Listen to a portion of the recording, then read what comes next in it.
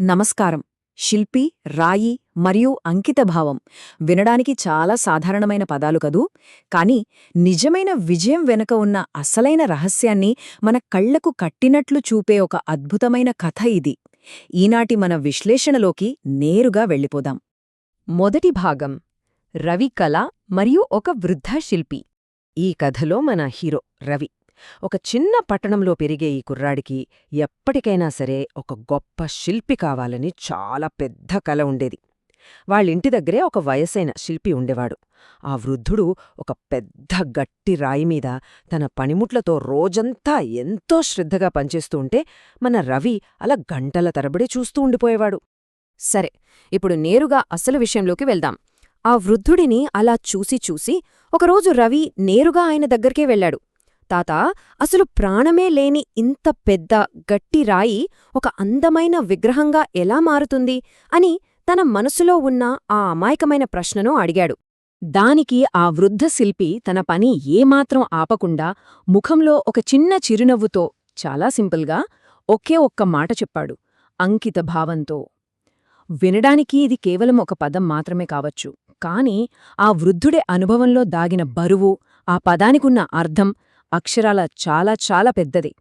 ఇప్పుడు రెండవ భాగం: రాయిపై నిరంతర కృషి. అంకితభావం అంటే ఏమిటో చూడాలని రవి రోజూ అక్కడే కూర్చుని గమనించసాగాడు. రోజులు గడిచిపోతూనే ఉన్నాయి. ఆ శిల్పి ఆ గట్టి రాయి మీద తన సుత్తితో, ఉలితో మళ్ళీ మళ్ళీ మళ్ళీ మళ్ళీ కొడుతూనే ఉన్నాడు. కాని విచిత్రమేమిటంటే ఆ రాయిలో అస్సలు ఏ మార్పు కనిపించడం లేదు. చేతులు నెప్పిపుడుతున్నా సరే ఆ వృద్ధుడు ఓర్పుతో పని చేస్తూనే ఉన్నాడు. అది చూసి రవికి ఇదంతా వృధాశ్రమేమో, ఈ రాయి ఎప్పటికీ మారదేమో అనిపించడం మొదలైంది. ఇక మూడవ భాగం: అద్భుతమైన ప్రతిఫలం. కానీ అసలు మలుపు ఇక్కడే ఉంది. ఎంతో విసుగు తెప్పించే ఆ నిరంతర ప్రక్రియ తర్వాత ఆ శిల్పి వేసిన వేలాది దెబ్బలకు ఒక్కసారిగా ఆ పెద్ద రాయి రెండుగా చీలిపోయింది. లోపల దాగి ఉన్న ఒక అద్భుతమైన విగ్రహం ఉన్నట్టుండి బయటకొచ్చింది. అంతకాలం పడిన కష్టం కేవలం ఒక్క క్షణంలో రూపుదిద్దుకోవటం చూసి ఆ చిన్నారి రవి అక్షరాల ఆశ్చర్యంలో మునిగిపోయాడు. ఇక్కడ నిజంగా ఆసక్తికరమైన విషయం ఏమిటంటే, ఈ సంఘటనలో మనం గమనించాల్సిన రెండు వేర్వేరు కోణాలున్నాయి. ఆ ఆఖరి దెబ్బకే రాయి ఒక్కసారిగా మారిపోయిందని రవి అనుకున్నాడు. కాని ఆ వృద్ధ శిల్పి నెమ్మదిగా నవ్వుతూ, లేదు నాయనా, నేను కొట్టిన ప్రతి ఒక్క దెబ్బతో ఈ రాయి మారుతూనే ఉంది, కాని ఆ మార్పు చాలా సూక్ష్మంగా ఉండటం వల్ల నువ్వు గమనించలేదు అని ఒక అద్భుతమైన సత్యాన్ని బయటపెట్టాడు. నాలుగవది మరియు ఆఖరి భాగం: అంకితభావం నేర్పే నీతి.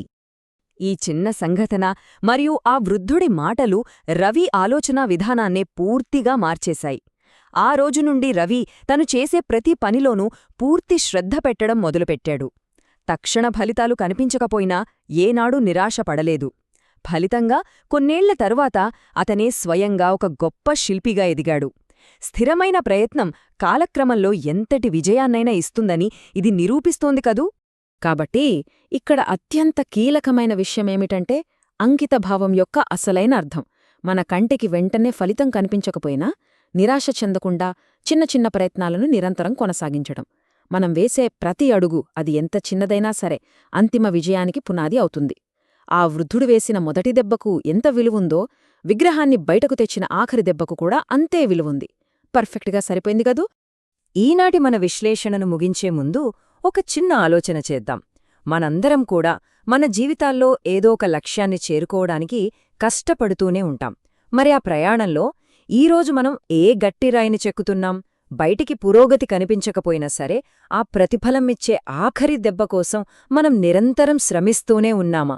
ఎప్పుడూ గుర్తుంచుకోండి, మనం చేసే ప్రతి చిన్న ప్రయత్నమూ ఆ బండరాయిని కరిగిస్తూనే ఉంటుంది.